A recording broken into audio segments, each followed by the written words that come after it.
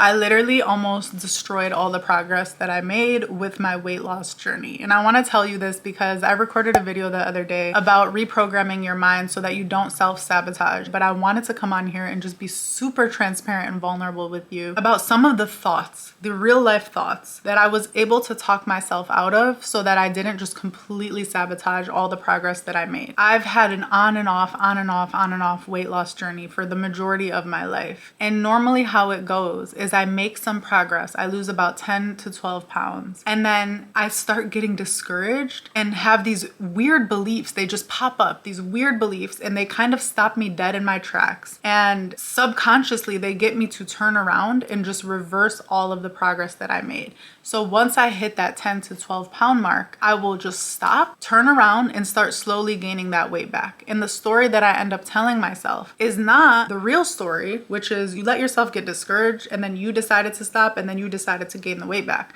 The story, the delusional story that I would tell myself is, yeah, I guess you just can't make it past that point. And that is truly for the longest time the story that I believed.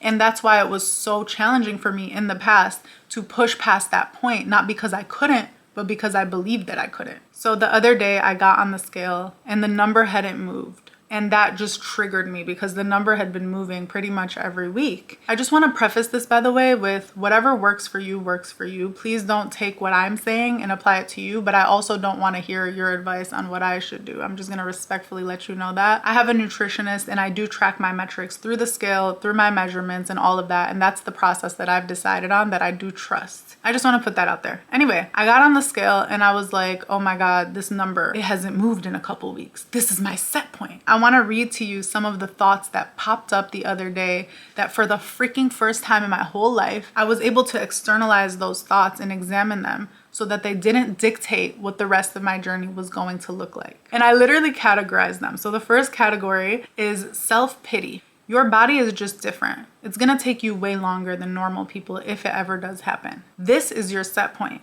You won't lose past this point. And then the worst one of all under this category is see, I told you it wouldn't be different this time. I hate that. That's the one that usually gets me. I hate that one. Then there's another category, which is like blaming. Like I'm pretending that I'm taking accountability, but really I'm just kind of blaming it on external factors. So why did you decide to travel out of town for a month? We're not in LA right now. We traveled out of town to be with family and I made that decision. I actually pushed for it. But then one of the thoughts that popped up is that this is the reason that things haven't changed. Why did you decide to travel for a month? Why are you staying up late with everyone every night? Why did you trust this stupid calorie plan if it hasn't worked in the past? Mind you, these are beliefs that are not true. Most of these beliefs are not based in any reality. These were just the beliefs that were dictating what was about to happen next if I didn't catch them in their tracks. And the last one was fear-based. I have a vacation coming up this summer. And this thought was, what if you're feeling bad about your body while you're on vacation and you can't have as much fun? Okay, so then I started getting stressed out about an upcoming vacation that I have and imagining myself failing and not getting my body to where I want it to be, where I feel comfortable in my clothes, especially during the summer months. So this is where the truth starts to come out. Okay, BRB, I actually have to go, but we will continue this when I'm back. Okay, it's literally been a whole day later, 3 hours later. But then something awesome happened. I didn't let those thoughts go unchecked. I also didn't try to suppress or neglect them like usual. Now I want to talk about those two, I guess, extremes. So on one extreme, I would just let those beliefs go unchecked and I would take them as fact. I would assume that they were facts. And then when I did that, they would just drive my behaviors. Because if you don't already know, the beliefs that you have about yourself, what you're capable of, about your life, directly and indirectly are the things that are literally creating your reality as you speak. You will not be able to create a reality larger than the beliefs that you hold. And so in the past, it made so much sense that I wasn't finding success with my weight loss or even with career type things because I wasn't going to create larger than where my beliefs were at. And you just got an idea of exactly what I believed about myself. I truly didn't believe that I could make more progress past a certain point. So on one hand, you let them go unchecked. You identify with those beliefs. But on the other hand, what I also don't want you to do is try to suppress those beliefs. So things like me saying, what if I'm overweight and feeling not good about my body on vacation? The old version of me would have been like, don't think that, don't think that. And I would try to suppress it, thinking that that was my way of disempowering that belief. When in reality, when you're trying to suppress your beliefs so badly, you're actually creating this resistance where your beliefs start to try to get louder and louder. And it's basically sending this energy between you and yourself that this thing can overpower you. You're showing it that it's so powerful that you're scared to even face it. So what I did this time was completely different. I did not suppress it, but I also did not let them just, go without being checked. So I had this friendly but firm conversation with those belief systems. I kind of took each belief one by one and addressed it very directly and very honestly so that I didn't let it just get away with saying or believing anything. So I said, you haven't been eating within your calories, so you're not going to lose pounds. Decide what matters more to you, eating like everybody else or dropping weight. Whatever you decide, just feel confident about that decision. And I really love the autonomy of that because it puts the ball back in my court and reminds me, these results aren't happening right now because you're not creating them. So just pick one. Do you want to just maintain your weight and have fun? That's fine. Or if losing weight is more important to you, then you have to have fun in a different way than everybody else and just pick one and go with it. And then I addressed the belief that said that things are not different this time. And I said it actually is different this time. You are not like the old versions of you. You've been going to the gym alone 4 to 5 times a week while you've been here. You've only done that and maintained that in the past in LA.